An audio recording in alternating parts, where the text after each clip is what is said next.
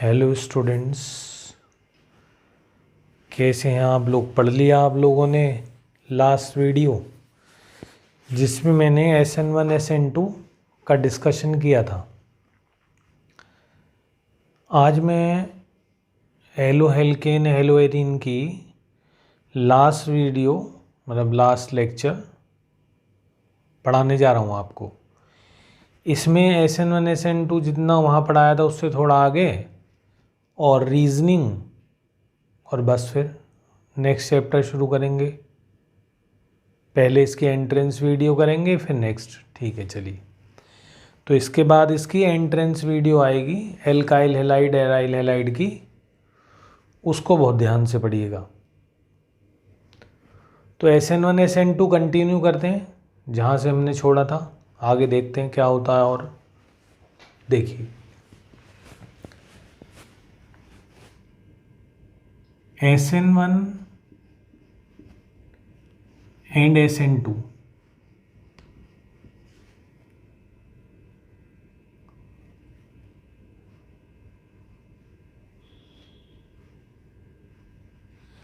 SN1 and SN2 in optical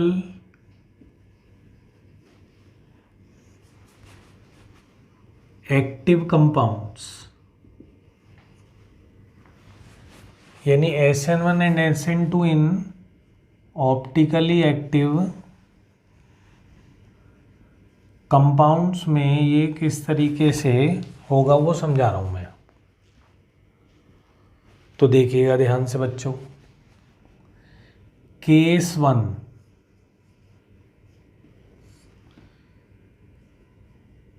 case 1 समझिए।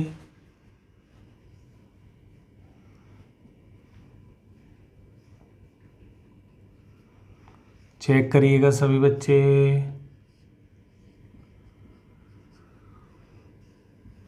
अब आप देखिए ये एक 1 डिग्री का एल्काइल हैलाइड है, 1 डिग्री, और ये चाइरल भी है, एक यहाँ यहाँ यहाँ यहाँ। लेकिन आप ध्यान से देखिएगा, जब इसमें हम एक्वस KOH डाल रहे हैं, एक्वस KOH, तो रिएक्शन का नाम होगा SN2 रिटेंशन। SN2 रिटेंशन का मतलब होगा कि जिस जगह आपका मतलब जो जैसे ये वाला जो कंपाउंड है, मान लो जिस टाइप की कन्फ्यूगरेशन इसकी है, डेक्स्ट्रो है या लीवो है, तो सेम फीचर्स रहेंगे। अगर आपका जो बॉन्ड है, जो बॉन्ड ब्रेक हो रहा है, वो यहाँ पे कौन सा बॉन्ड ब्रेक हो रहा है, देखो ये वाला बॉन्ड ब्रेक हो रहा है, तो ये बॉन्ड स्टीरियो सेंटर के चारों तरफ नहीं है। स्टीरियो सेंटर वाले बॉन्ड ये कहलाएंगे, एक, ये वाला 2, 3, 4। यानी अगर स्टीरियो सेंटर वाले बॉन्ड्स ब्रेक होते हैं तो सिचुएशन आएगी अभी आगे, लेकिन फिलहाल ये वो वाला केस बता रहा हूँ कि रिटेंशन कहाँ पे होगा। रिटेंशन SN2 रिटेंशन का मतलब है आपका जो बॉन्ड ब्रेक हो रहा है उस कंपाउंड का, वो स्टीरियो सेंटर के चारों तरफ नहीं है, लेकिन हाँ कंपाउंड ऑप्टिकली एक्टिव है।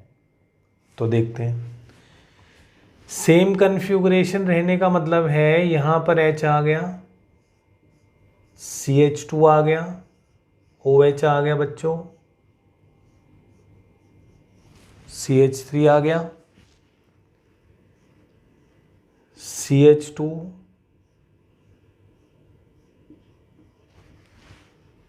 उतारिएगा।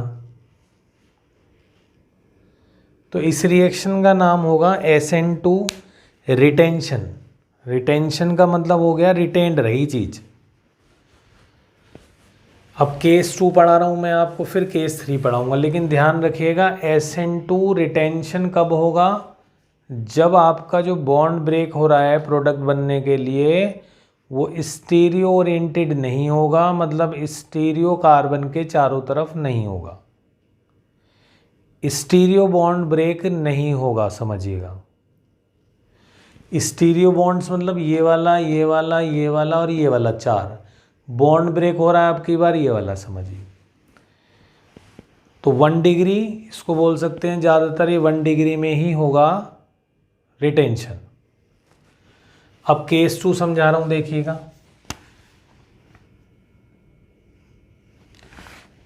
केस 2 है हमारा SN2 इन्वर्जन। ध्यान से समझना। अब स्टीरियो सेंटर वाला कार्बन बॉन्ड, स्टीरियो सेंटर वाला जो बॉन्ड है वो ब्रेक होगा। मान लीजिए ये कंपाउंड है एक आपका, तो इसमें कन्फिगुरेशन बदल जाएगा। यानी अब की बार ये बॉन्ड ब्रेक हो रहा है एक्वस KOH में,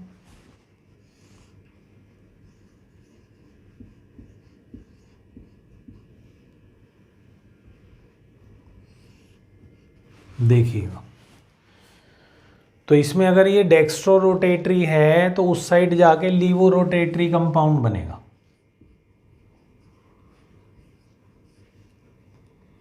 ये देखिए, ये इन्वर्ट हो गया, उधर से इधर आ गया।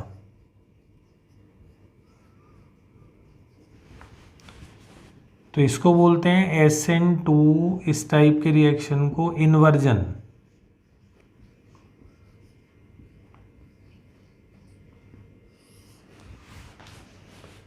इसका नाम है SN2 इन्वर्जन। इन्वर्ट हो गया, यहाँ OH ना आके देखिए दूसरी साइड आ गया। कारण है ये स्टीरियो ओरिएंटेड सेंटर के चारों तरफ वाले बॉन्ड कटेंगे तो या तो इन्वर्जन होगा या रेसिमेटाइजेशन होगा। फिलहाल अगर SN2 से जा रही है तो फिर इन्वर्जन होगा, और अगर SN1 से रिएक्शन कराता हूँ तो रेसिमेटाइजेशन होगा। फिलहाल 2 डिग्री सिंपल है, तो आप देखिए SN2 ही होगा, कोई ब्रांचिंग नहीं है, कुछ नहीं है, तो इसलिए रिएक्शन मैकेनिज्म कौन सा फॉलो होगा, SN2। और ये इधर OH की जगह इस साइड आ गया आपका, तो इसलिए इसको क्या कहेंगे, SN2 इन्वर्जन। और SN2 पहला था हमारा रिटेंशन, जिस साइड आपका पहले से ही सिस्टम था उसी साइड रहा। स्टीरियो जनरेटेड बॉन्ड्स नहीं ब्रेक हुए, स्टीरियो ओरिएंटेड बॉन्ड जो हैं वो ब्रेक नहीं हुए हैं।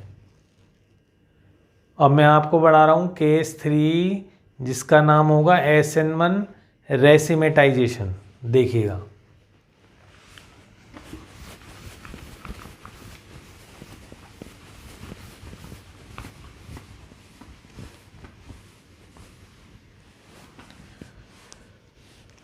केस 3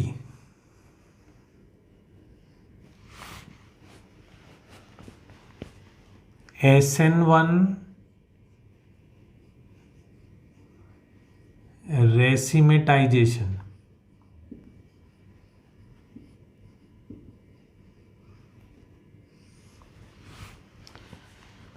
लेकिन ये सारी चीज़ें होंगी ऑप्टिकली एक्टिव कंपाउंड्स में ही, ये ध्यान रखिएगा।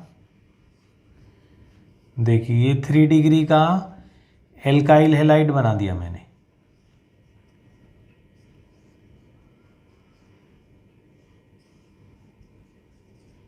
चेक करिएगा। अब इसमें हम जब एक्वस KOH डालेंगे तो आप समझते ही हैं कि रिएक्शन SN1 मैकेनिज्म से जाएगी, और ऐसा होने से बीच में पहला स्टेप ये होगा, यानी -Cl माइनस,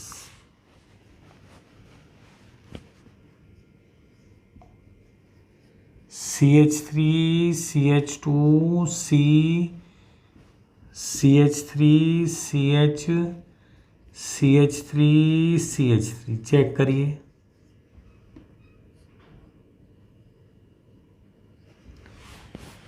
तो ये आपका एक कार्बोकैटायन बन गया।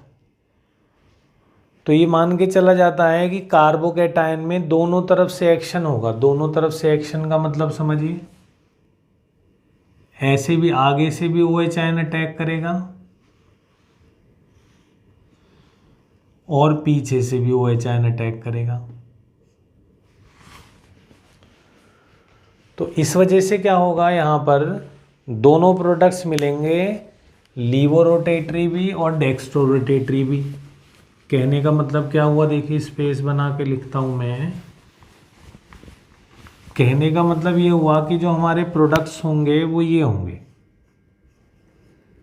CH3 CH2 C पर OH आ गया, ऊपर CH3, नीचे CH CH3 CH3, एक प्रोडक्ट तो ये आया प्लस,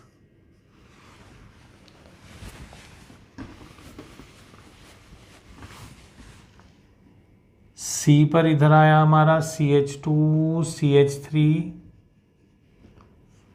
इस साइड OH आ गया, ऊपर आ गया CH3, नीचे ये वाला कंपाउंड ग्रुप, सॉरी,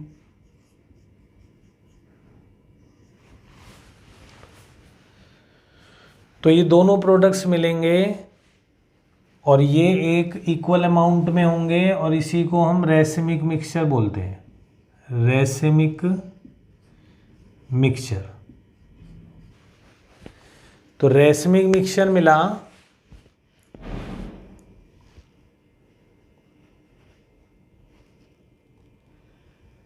दोनों के दोनों इक्वल अमाउंट में मिले, तो जो प्रोडक्ट होगा वो ऑप्टिकली इनएक्टिव होगा, बिकॉज जितना ये राइट में रोटेट करेगा उतना ही ये इसको लेफ्ट में रोटेट करेगा।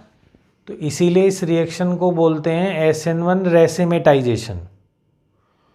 और उससे ऊपर जिसमें 2 डिग्री था उसमें कहा गया था SN2 इन्वर्जन, और 1 डिग्री में कहा गया था SN2 रिटेंशन। वैसे भी मान लो आपको एंट्रेंस में या बोर्ड में कभी रिएक्शन करके दे दे बोर्ड वाला कि भाई ऐसे ऐसे हो रहा है, तो बस आप देख लीजिएगा कि अगर 1 डिग्री और स्टीरियो सेंटर से बॉन्ड ब्रेक नहीं हो रहा तो आपको आंसर लिखना होगा कि ये रिएक्शन आपने जो कराई गई है वो SN2 रिटेंशन के द्वारा कराई गई है। और अगर सीधा इन्वर्ट हो जाए, मतलब प्रोडक्ट जिधर आपका स्टीरियो सेंटर ब्रेक हो रहा हो, स्टीरियो सेंटर के अराउंड कार्बन, स्टीरियो सेंटर के कार्बन के अराउंड का कोई बॉन्ड ब्रेक हो करके डेक्स्ट्रो से लीवो या लीवो से डेक्स्ट्रो बन रहा हो, तो आप कह देंगे कि SN2 इन्वर्जन हो रहा है।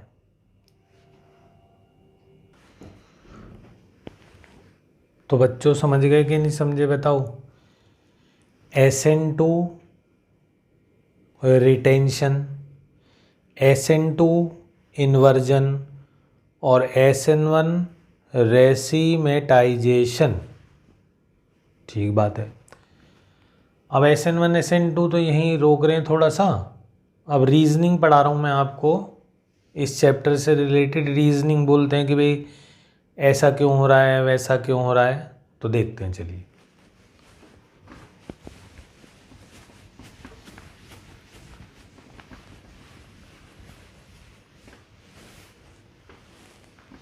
रीजनिंग क्वेश्चन नंबर 1 लिखिए, reasoning of alkyl halide and aryl halide.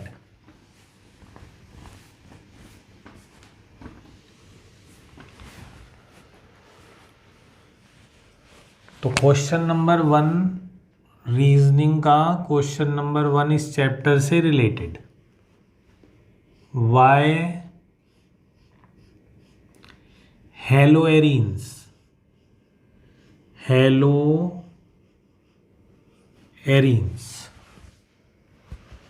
do not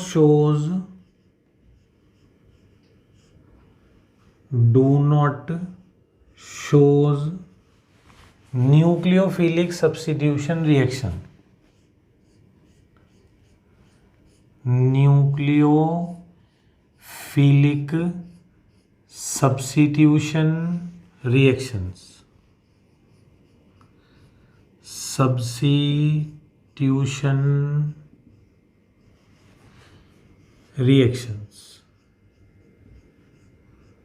तो इसका आंसर देते हैं चलिए।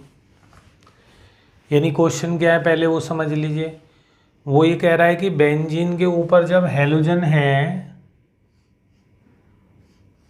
तो उसमें जब हम एक्वस KOH वगैरह डाल रहे हैं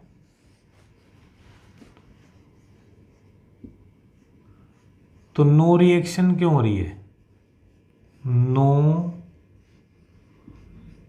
नो रिएक्शन। समझते हैं इस बात को। कारण ये है, आंसर ये लिखेंगे ड्यू टू रेजोनेंस। तो रेजोनेंस से क्या हो रहा है देखते हैं।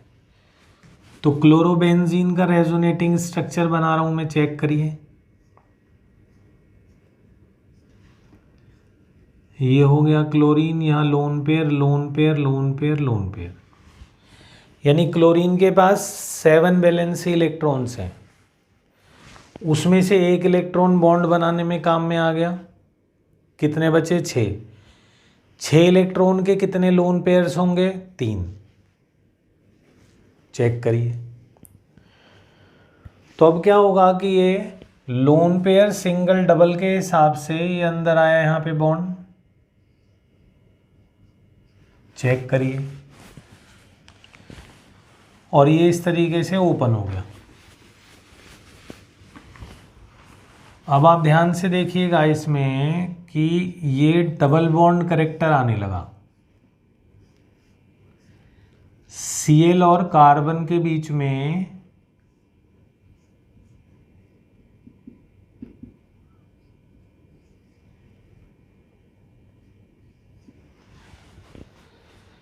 देखिए डबल बॉन्ड आ गया। अब फिर से लोन पेयर सिंगल डबल,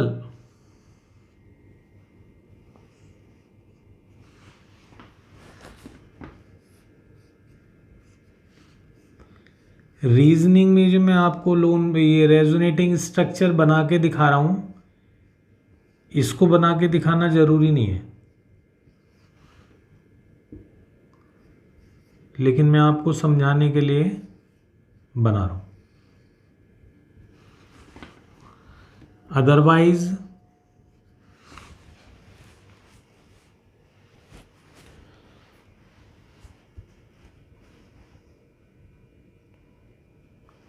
आगे देखते हैं फिर।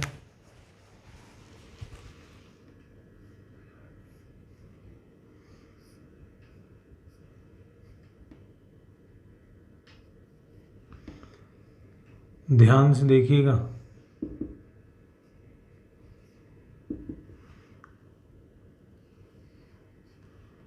तो आप ये देख रहे हैं कि 5 रेजोनेटिंग स्ट्रक्चर्स में से 3 केस में क्लोरीन डबल बॉन्ड से जुड़ी हुई है कार्बन से, यानी हम ये कह सकते हैं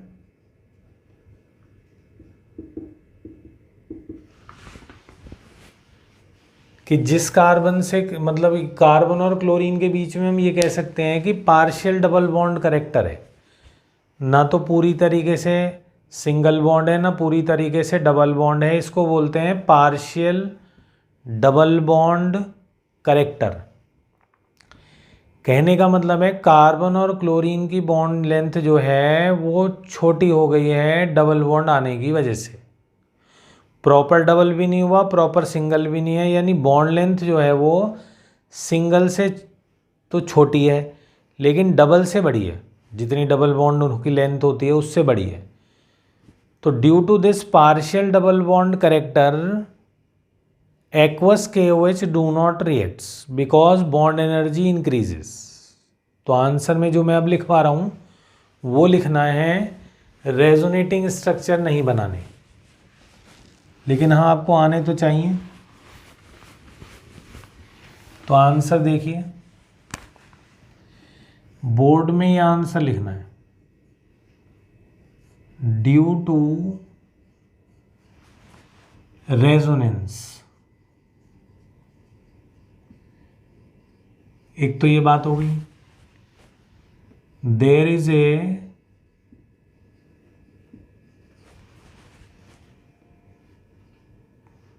is partial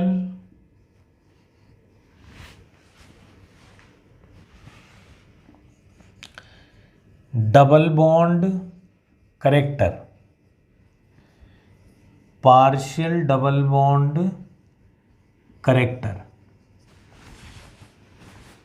between carbon and halogen, partial double bond character between carbon and halogen.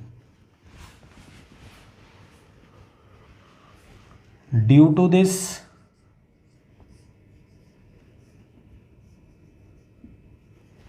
bond energy increases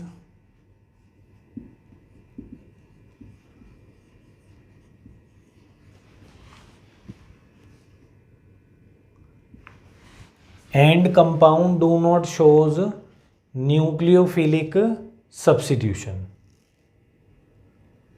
दूसरा कुछ लोग ऐसा भी बोल देते हैं,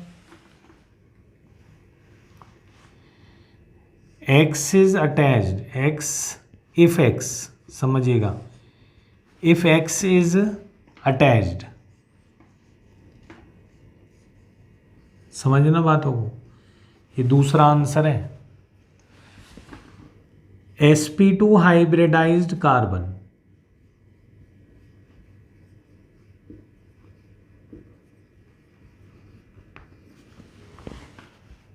then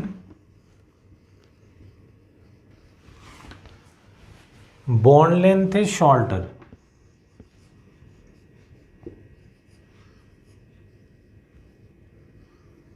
और अगर बॉन्ड लेंथ शॉर्ट होगी तो बॉन्ड एनर्जी ज़्यादा होगी, because both of them are inversely proportional. तो कहने का मतलब है, ये भी एक दूसरा मेथड समझ लीजिएगा. रेजोनेंस अगर मान लीजिए नहीं है, फिलहाल यहाँ तो रेजोनेंस भी है, और आपका हेलोजन जो है वो sp2 हाइब्रिडाइज कार्बन से जुड़ा हुआ है, तो फिर उस केस में भी न्यूक्लियोफिलिक सब्स्टिट्यूशन नहीं होगा. नॉर्मल कंडीशंस में मान के चलिए नहीं होगा. For example in vinyl chloride जो क्लोरीन है वो sp2 हाइब्रिडाइज कार्बन से अटैच है.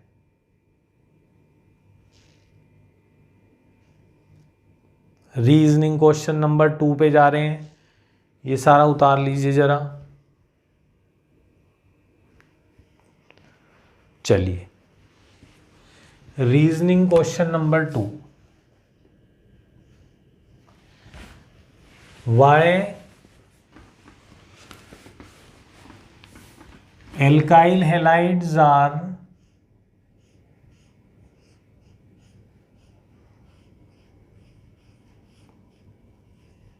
alkyl halides are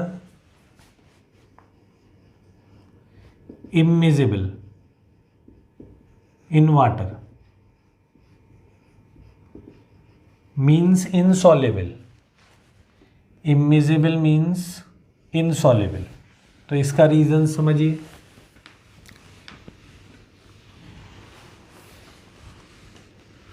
क्वेश्चन में इसी टाइप से होगा. Although they are polar, although they are polar,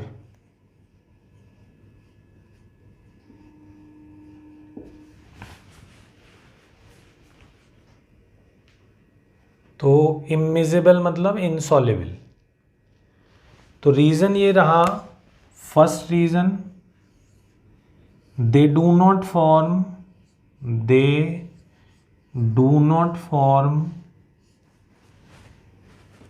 hydrogen bonding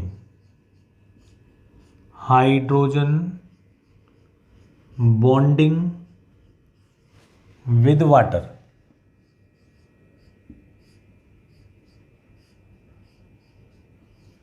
Second point, they are not capable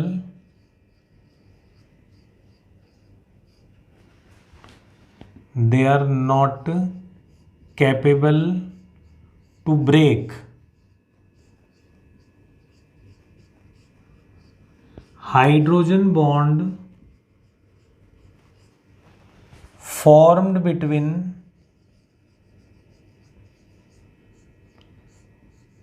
water and water molecules. कहने का मतलब है, अगर ये वाटर और वाटर के बीच में जो बॉन्ड बन रहा है, अगर उससे स्ट्रॉन्ग बॉन्ड बना पाते तो सॉल्युबल हो जाते, या फिर हाइड्रोजन बॉन्ड बना पाते तो सॉल्युबल हो जाते। दोनों ही कंडीशन नहीं है इनके पास, therefore they are immiscible, means insoluble in water. बोलिए, आ गया समझ? चलिए क्वेश्चन नंबर 3 करने जा रहे हैं रीजनिंग का।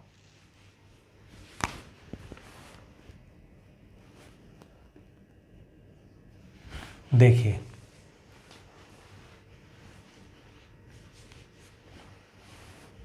क्वेश्चन नंबर 3 रीजनिंग का चेक करेंगे। तो देखिए 3rd क्वेश्चन है,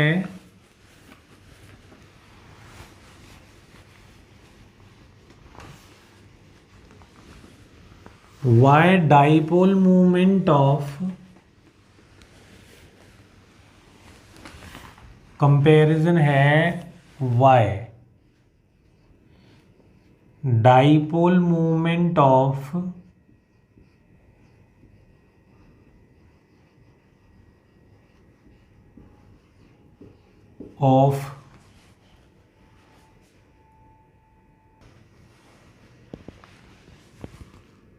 chlorobenzene, y dipole movement of chlorobenzene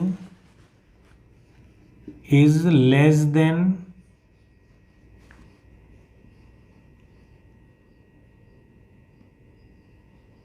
cyclohexyl chloride, cyclohexyl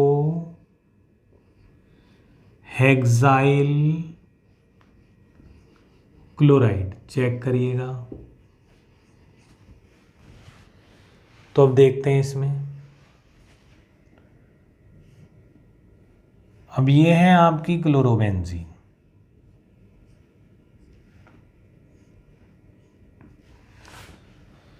और ये है आपका साइक्लोहेक्साइल क्लोराइड।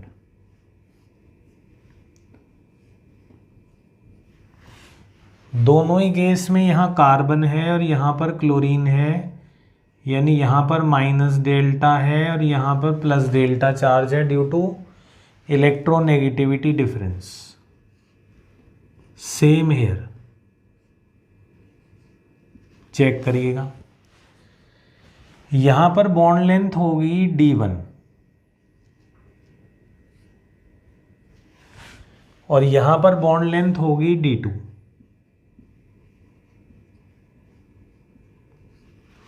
जबकि जो बॉन्ड लेंथ होती है वो बॉन्ड फॉर्मिंग एलिमेंट्स के साइज पे डिपेंड करती है।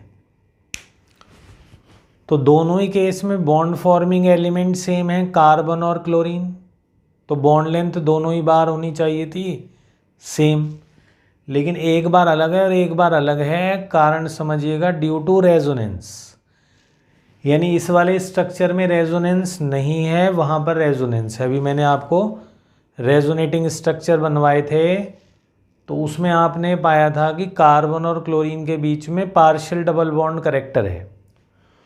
और जो डाइपोल मूवमेंट होता है वो दोनों ही बातों पे डिपेंड करता है, आपने पढ़ा होगा केमिकल बॉन्डिंग में, डेल्टा इंटू D1, इस केस में ये हो गया, और μ2 हो गया डेल्टा इंटू D2।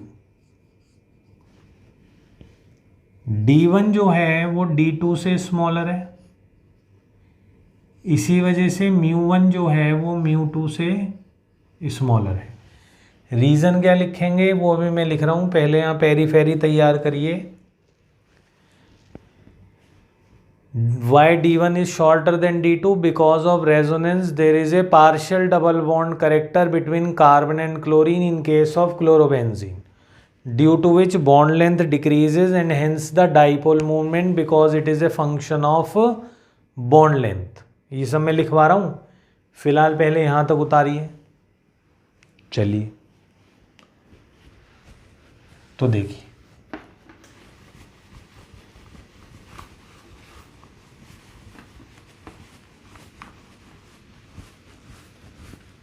अब रीजन लिखते हैं। Dipole movement of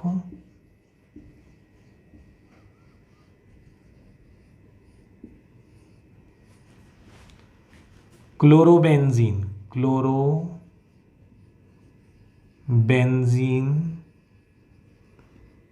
is lesser than cyclohexyl chloride.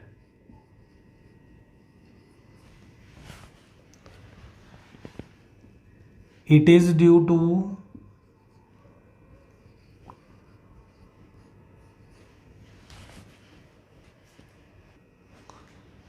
shorter bond length of carbon and chlorine in chlorobenzene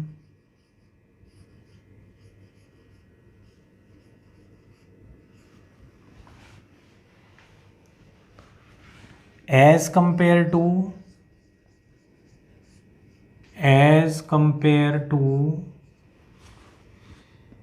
carbon and chlorine bond length in cyclohexyl chloride.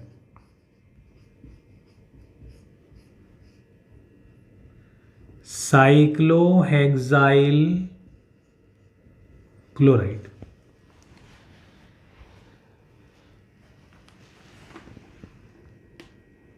Reason: due to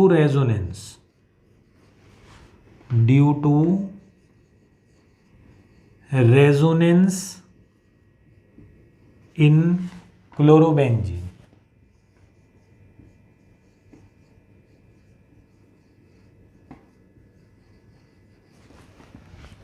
उतारिएगा आराम से। Due to resonance in chlorobenzene. उतार लिया, उतारिए।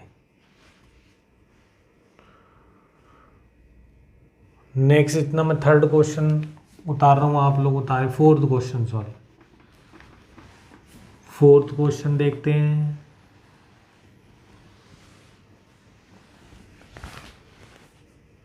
Fourth question है Y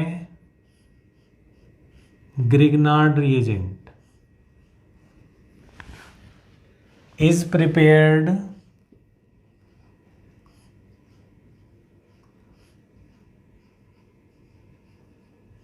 under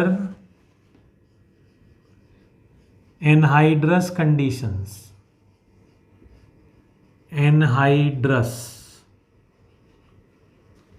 anhydrous मतलब dry conditions.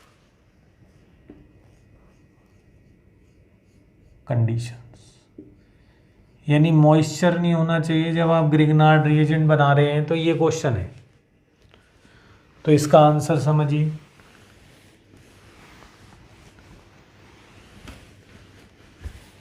जब हम Grignard reagent बनाते हैं तो क्या करते हैं बताइए? एल्काइल हैलाइड लेते हैं, ठीक बात है। उसको हम मैग्नीशियम से रिएक्शन कराते हैं,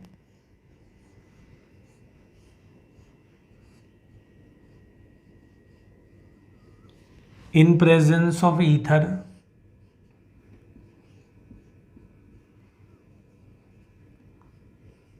RMgX बनता है।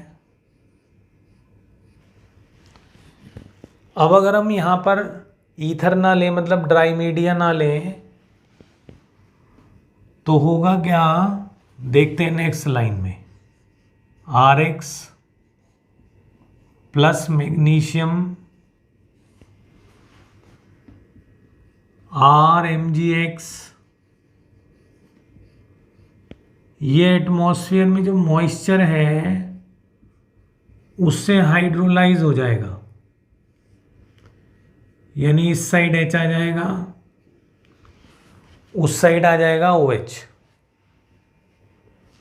क्या बना? RH plus MgX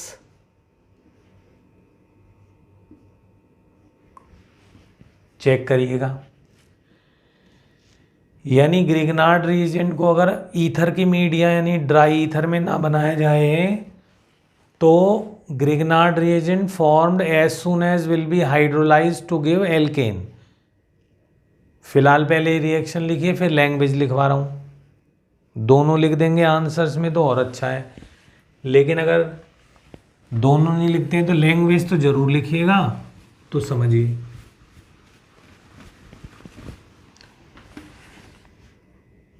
if RMGX is not prepared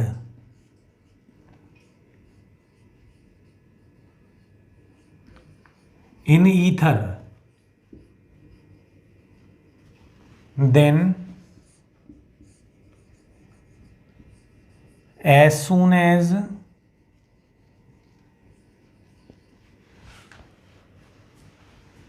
they formed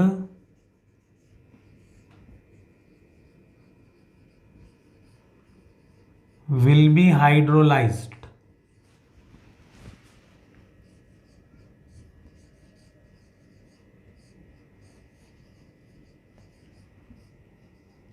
to give alkanes।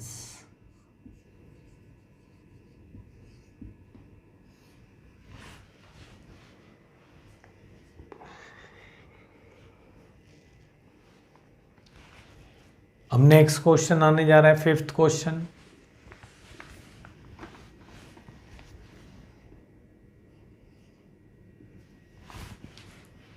Check करिएगा। फिफ्थ क्वेश्चन है why alkyl halides, why alkyl halides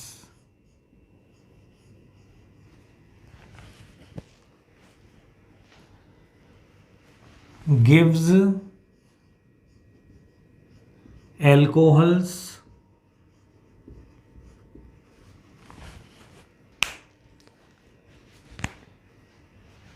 in aqueous KOH and alkenes in alcoholic KOH। तो देखते हैं alcoholic KOH मतलब KOH जो है वो alcohol में होगा, तो यानी RX एक्वस KOH में कौन सा न्यूक्लियोफाइल एक्ट कर रहा है, ये बना।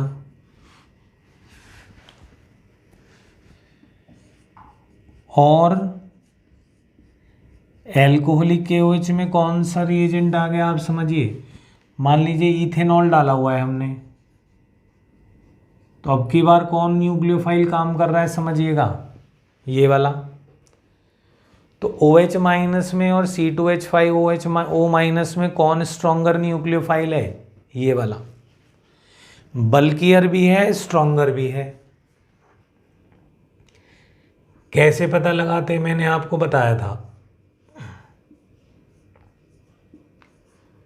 दोनों न्यूक्लियोफाइल्स के एसिड बना लीजिए। कौन सा एसिड स्ट्रॉन्ग है, ये वाला, क्योंकि अल्कोहल स्लाइटली बेसिक होते हैं।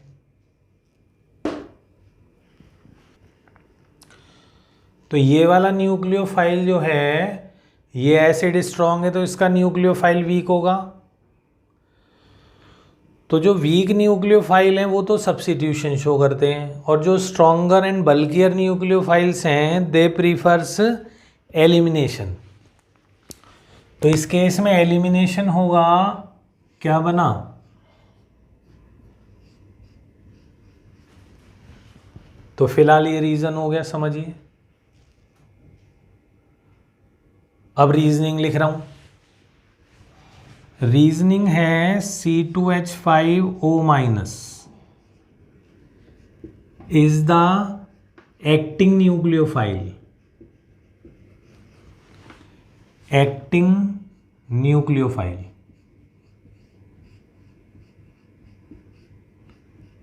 In alcoholic KOH, which is stronger and bulkier than OH minus, which works in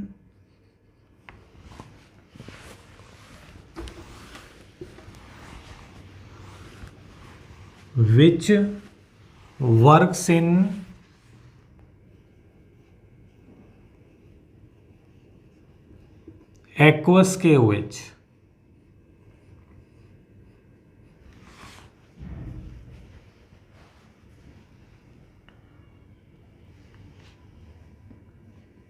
Stronger nucleophiles shows elimination reactions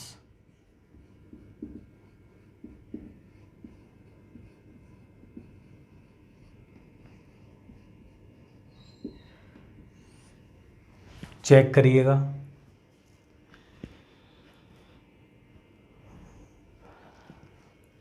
अब लिखने जा रहा हूं reasoning question number 6।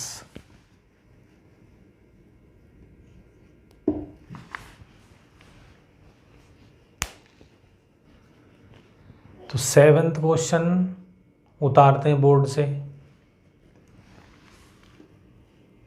Y melting point of पैराडाइक्लोरोबेंजीन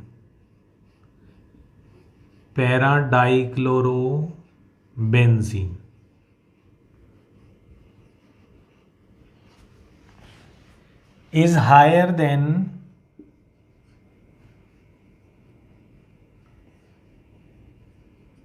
ortho and meta.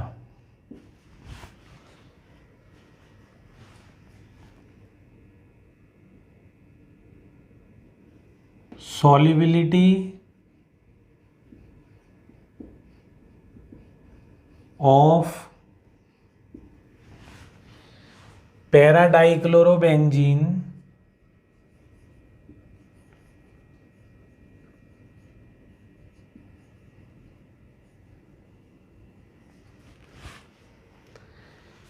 is less than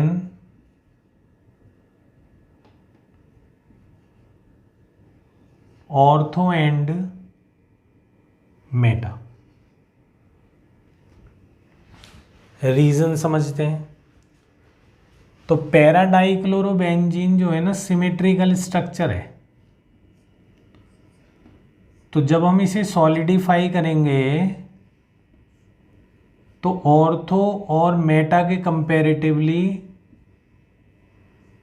better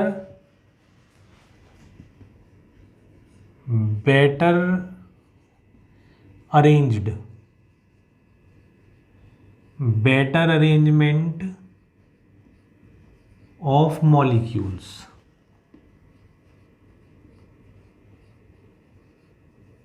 that is better fitted with each other, better fitted in crystal lattice।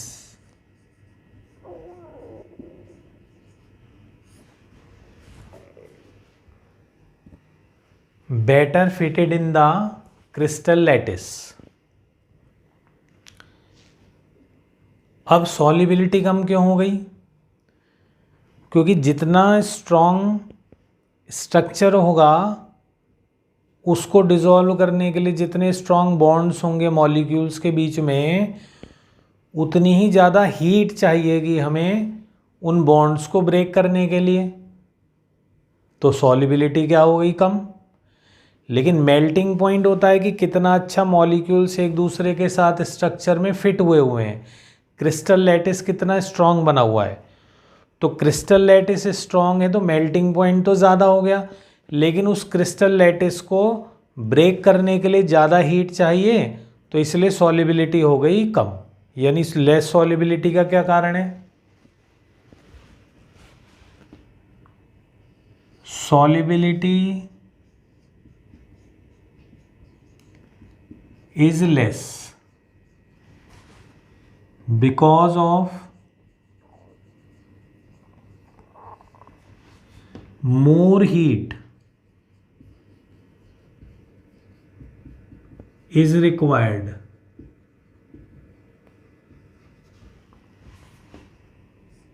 to break the strong lattice structure।